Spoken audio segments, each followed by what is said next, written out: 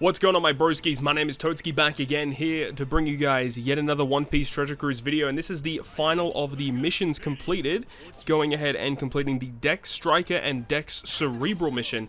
Now, in my personal opinion, this was the trickiest one to get done. Luckily, though, I actually did get this done on my first attempt, because I luckily found a random individual who joined me who actually had a very, very good team. But if you are partnering up with someone with a less developed box, or if you're up with someone who is trying to also complete one of the other missions, you may find it a little bit difficult to clear this.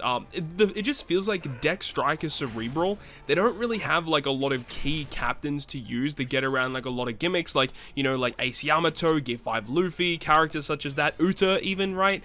They just don't really have a lot of characters in that kind of echelon. In this instance here, I'm using Luffy Yamato, which can get rid of Bind as a captain, which is kind of nice.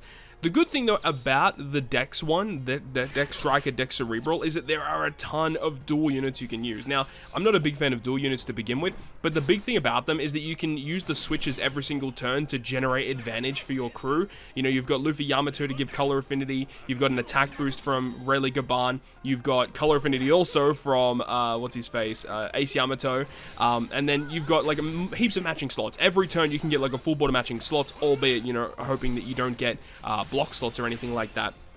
With this team as well, we've got Praline. Praline just allows us to get around basically any defensive effect by 5 turns. It's just really, really nice to have. And then Ace and Sabo can get around the Special Bind, Despair. They give a massive orb boost. We already know how good Robin Jinbei is. Rayleigh Gaban are an interesting choice. They do allow you to get around Special Bind as well, so there's like 2 different ways to get around Special Bind with this crew. But the switch effect of Rayleigh Gaban also very, very strong, generating a chain boost for the crew as well. And then Luffy Yamato as well. When you use their special, they give you a lot of damage, and especially if you can use their switch effect first and then activate their special, yeah, that ends up being really, really strong. But as I said, you know, being able to partner up with someone else with a much stronger team is going to be good. And basically, if you find yourself in this scenario, the best way to think about it and the best way to approach the content is if you're trying to complete the mission and someone joins you, or you are joining up with someone that has a very, very good team, your role is to just supplement and support that other individual that is with you, because your whole role, you're not really going to be the main damage dealer against the boss when you've got a team that has to fulfill this certain condition. Your role is to support, remove debuffs, and then pass it off to your friend to get that knockout against the boss, which is exactly what you were going to see towards the end here as we approach the boss. Luckily for us, we didn't really have too many hiccups along the way here. I must admit, the key bosses that I find the most troubling to get around, I think Blackbeard is the worst boss in co-op Infinitum C. The fact that he gives pain debuff, chain attack down, and it's a really big chain attack down as well. Like, you have to exceed a chain of like 3.0 or something in order to actually do damage, and it lasts for 3 turns. Like, whose idea was that? Luckily though, all of the Blackbeard debuffs got hit on me, which I don't really care that much about, because my friend is going to be the big damage dealer on the boss fight. We land an L, not a big deal. We have the barter support to deal with that, but the only way I can get around the chain attack down is if I have a chain boost or a higher chain lock, and the only way that I can do that is with Rayleigh and Gaban's super switch effect. So I really can't do anything for these next couple of turns against Blackbeard and Enel. I do know that Enel on the secondary turn, I believe he burns you, so I know that my friend is going to be burnt in that next turn. I know Blackbeard continues to do some pretty nasty stuff as well, but luckily for my friend, was actually able to do a lot of damage towards Blackbeard here. I believe he does knock out Blackbeard, or he might actually knock out all of them here on this stage, but I'm pretty sure it takes us quite a few turns in order to get through stage 5 to progress into the final boss stage. So even though we have all of these nasty things happening to us, you know, we're going to deal with a bunch of different debuffs happening to us here on stage 5.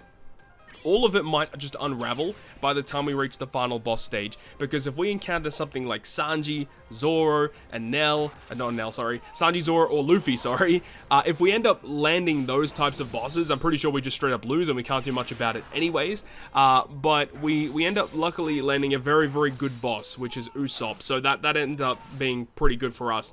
So as I said, you know, the whole point here is we just want to move into the last boss without having too many debuffs to worry about. And, you know, I do have chain attack down and pain debuff, so I really can't do too much. I do use the switch effect of Robin and Jinbei to provide a little bit of damage reduction against Enel, and I do hit a couple of perfects here to get a bit of pinch healing to recover some of my health back.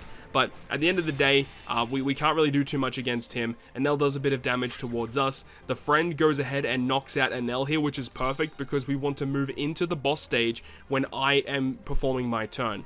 And the reason for that is because the boss will typically inflict debuffs to you, and we want the debuffs to be on my side so that I can do whatever I need to do, remove a bunch of different stuff for my friend, and then go ahead and pass the turn, or just go ahead and tap through, so that when my friend goes to do their attack, they can go ahead and get the knockout against the final boss, which is exactly what happened. So yeah, you know, co-op quest, honestly, Infinitum C is a little bit about luck, because if you just land the wrong boss, or if you use a certain special to get around a debuff, and then you move on to the next stage, you get inflicted with the same debuff again, and you've brought certain units to fulfill roles, and it can just be really, really tricky. So yeah, look, co-op quest, it has its issues. It's definitely not a perfect game mode by any stretch. It definitely has its flaws. But, if you can partner up with the right type of people, you can get the job done, which is good. So that is going to wrap it up from me. Thank you so much for watching. Hopefully you enjoyed, and if you did, make sure to go ahead and leave a like. And if you want to stay up to date with all the content that I post, including more One Piece Treasure Cruise content, make sure to hit the subscribe button down below. But on that, guys, I'll see you guys within the next video.